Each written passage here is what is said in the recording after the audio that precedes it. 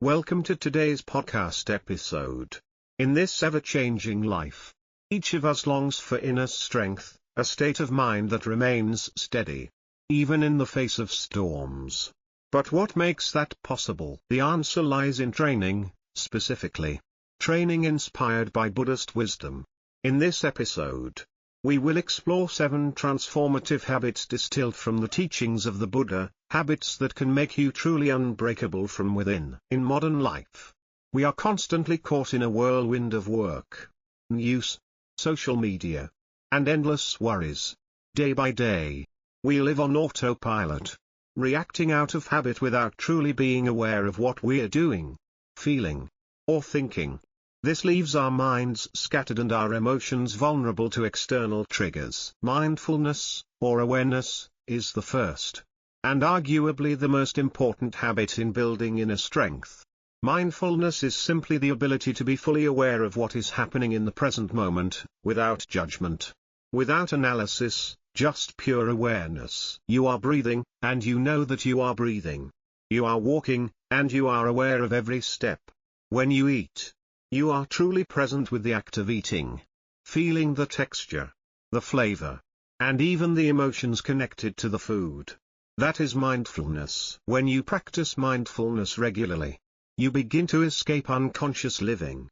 No longer are you blindly led by your emotions. Instead, you observe them, like watching a river flow by. You see it, but you are not carried away by it. The Buddha once said, "The mind is like a monkey, always jumping from branch to branch."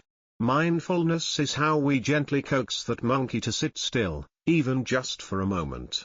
And that one moment of awareness can shift your entire day, or even your life. You don't need to climb a mountain or sit for hours in meditation to practice mindfulness. You can begin right in your daily life. When you wash the dishes, really wash the dishes. When you walk to work, truly know that you are walking.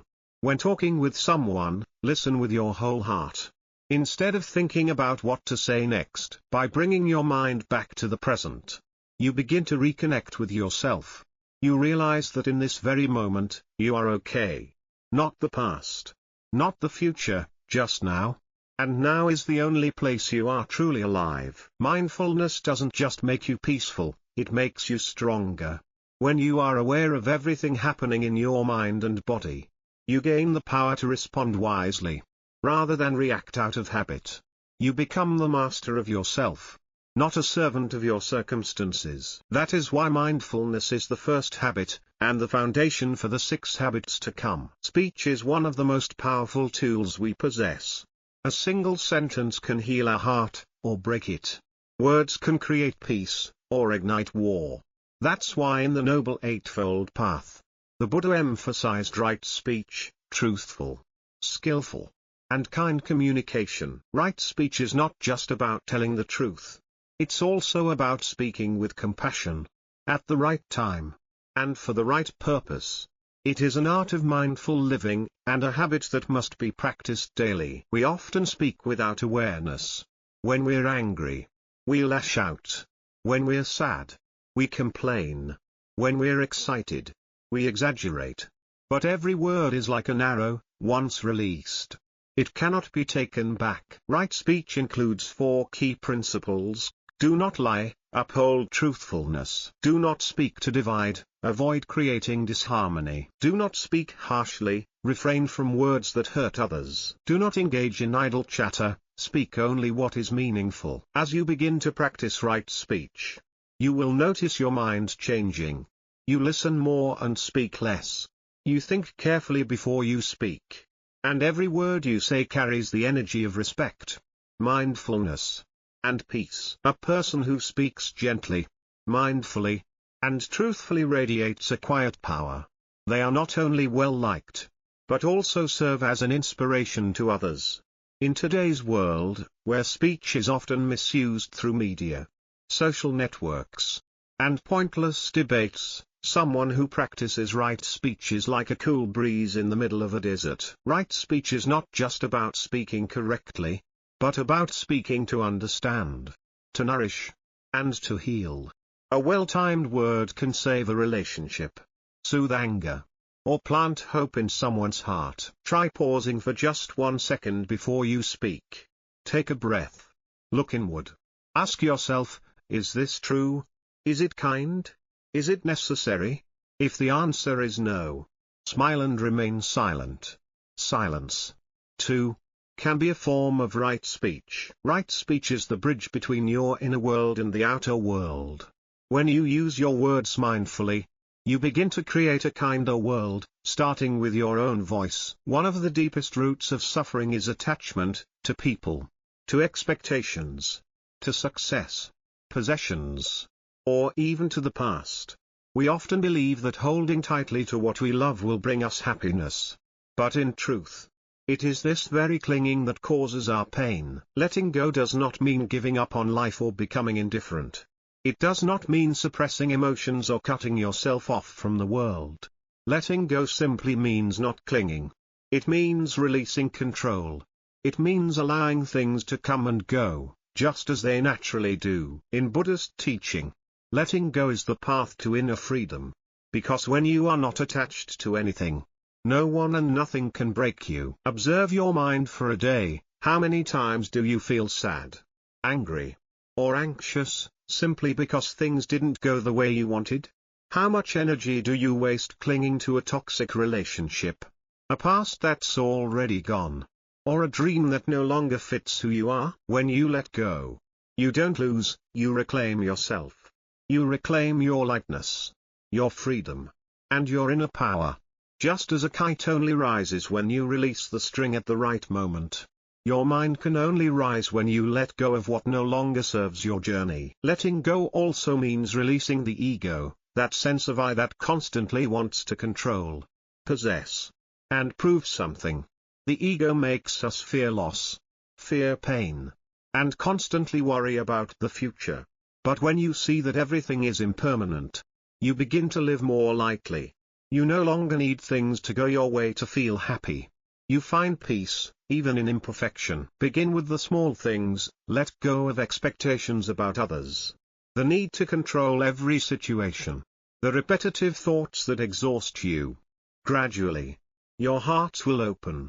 Your mind will become more stable, more resilient, and more adaptable to life's changes. Letting go is not weakness.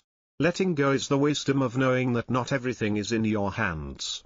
Letting go is knowing when to release, so you can continue walking more lightly, more freely, like someone who has learned to live with an open heart. If the mind is a garden, then meditation is the process of weeding, nurturing the soil, and planting good seeds. Without meditation, the human mind will constantly be pulled away by anxiety, memories, and things beyond our control. Meditation is not just sitting still like a statue. It is the art of returning to oneself, to the breath, to the present moment, to awareness. Meditation helps us slow down in a world that's always rushing, and to hear the inner voice we often ignore. Many people think meditation is difficult, reserved for monks or those with lots of free time. But in truth, meditation is a power we all possess. You can meditate while washing dishes, walking, sipping tea, or simply sitting and breathing for 5 minutes each morning. Meditation doesn't require perfect conditions, only your presence. With each in-breath, you know you are breathing in. With each out-breath, you smile and release. The benefits of meditation do not arrive instantly like a pill. It is more like water dripping slowly, steady, patient, and enduring. Over time, you'll feel the change. Your mind becomes less agitated, your reactions slower, and your heart more accepting of life's flow. When you meditate, you're not trying to change yourself, you're simply recognizing yourself, just as you are: joy, sorrow, tension, peace. And in that recognition, healing begins. The Buddha once said, "A well-trained mind brings the greatest happiness." Meditation is the means to train the mind, to see clearly the illusions, anxieties, and cravings we once mistook as me. When you meditate daily, you are not just creating temporary peace, you are building a solid foundation for your soul. A peaceful mind cannot be shaken. A strong mind remains still even when the storms of life rage outside. Start with simplicity, 5 minutes a day. Don't try to empty your mind or be perfectly mindful. Just sit, breathe, and smile to yourself. Calm will arise, not from effort, but from full presence. Meditation is a gift you give yourself, a little each day. And when you offer peace to yourself, you are also offering it to the world. When we hear the word discipline, we often think of force, restriction, or lack of freedom. But from a Buddhist perspective, discipline is not about limitation, it is the art of self-mastery. A person without discipline is like a boat without a rudder, easily swept away by emotions, habits, and temptations. Discipline is the ability to say no to what is temporary in order to say yes to what is lasting. It is choosing to sleep early instead of scrolling endlessly at night. It is taking time to meditate even when your mind is lazy. It is keeping promises to yourself, even when no one is watching. In Buddhist teaching, discipline doesn't arise from fear, it arises from wisdom and compassion. Wisdom to see the consequences of indulgence, and compassion to care enough about yourself to not abandon your own growth. When we live with discipline, we are no longer slaves to our cravings or circumstances. We become the master of our own life. And in that cultivation, true freedom is born, not the freedom to do whatever we want, but the freedom to live in alignment with our highest values. Remember this, you don't need discipline because someone told you to have it. You practice discipline because you deserve a better life. You want to live deeply, peacefully, and mindfully, and that cannot happen without the foundation of discipline. Every time you overcome procrastination, you're not just completing a task, you're telling yourself, I can trust me. And that trust is one of the most valuable assets in your path of growth. Discipline is not harshness, it is the highest form of self-love. It's knowing that every small act in the present is shaping a solid future. It's realizing that temporary comfort is no match for lasting peace. The more disciplined you are, the freer you become. Because you're no longer pulled by old habits or held back by moods. You become a creator, not a reactor. And from that shift, your life begins to transform. Mindfulness is the heart of awareness. It's not a vague concept, but the energy of being fully present, a mind that knows what it's doing, feeling, and thinking in this very moment. You can eat mindfully, walk mindfully, and listen to a loved one mindfully. In those moments, every action becomes a sacred ritual, and you truly live instead of merely exist. Modern life has conditioned us to do things mindlessly, eating without knowing we're eating, driving while our mind is elsewhere, talking without truly listening. Mindfulness is like a light that shines through the darkness of unconsciousness. When our mind illuminates the present, the past no longer weighs us down, and the future is no longer a burden. We return to the only place where life actually happens, the present moment. Practicing mindfulness doesn't require anything special, only your willingness to pause, breathe deeply, and be fully aware of what is present. One breath, you know you're breathing. One step, you feel your foot touching the earth. One sorrow, you see it with compassion. And then, within that non-judgmental awareness, something magical happens. Your mind becomes lighter, clearer, and more loving. The Buddha called mindfulness the energy of awareness, because when mindfulness is present, we are no longer swept away by emotions or automatic reactions.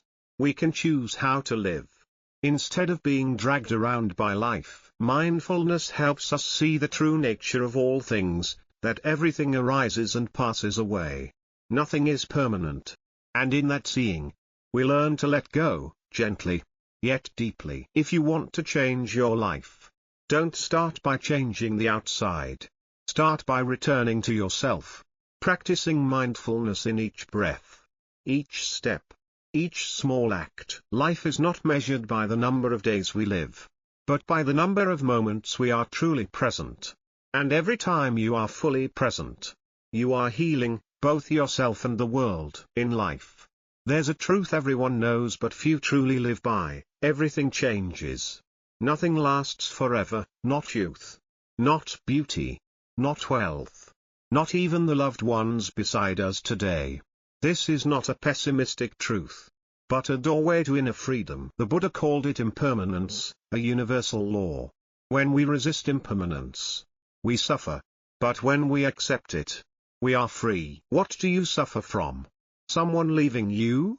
A dream unfulfilled? A relationship gone wrong? All of it stems from clinging to what cannot be held forever. When you understand that everything changes, even yourself, you begin to let go more gently. Letting go doesn't mean giving up or becoming cold. Letting go is an act of love and wisdom. It's saying, I honor this, but I do not cling to it at all costs. Impermanence is not just about loss, it is also about renewal and growth. Because of impermanence, pain fades. Because of impermanence, wounds heal. Because of impermanence, the you of today can be different from the you of yesterday, deeper, kinder, and stronger. Instead of fearing impermanence, learn to walk with it. Let each moment become sacred, because you know it will not come again. It is impermanence that makes the present moment sacred. A flower blooms and then fades. A radiant sunset eventually dims. A warm embrace doesn't last forever. But all these are beautiful because they are fleeting. When you truly understand that, you begin to live more fully, more gratefully, and more gracefully. Let go of what no longer needs to be held. Impermanence teaches us to live deeply, to love fully, and to let go at the right time, not out of weakness, but from understanding that, to cling is to lose. To release is to keep. When you master these 7 habits, letting go of the ego, living with gratitude, cultivating equanimity, practicing meditation, maintaining discipline, nurturing mindfulness, and embracing impermanence, no one can break you. Because this strength doesn't come from the outside, but from a stable inner core and awakened wisdom. You don't need to escape life, you just need to return to yourself, where all the answers have always been.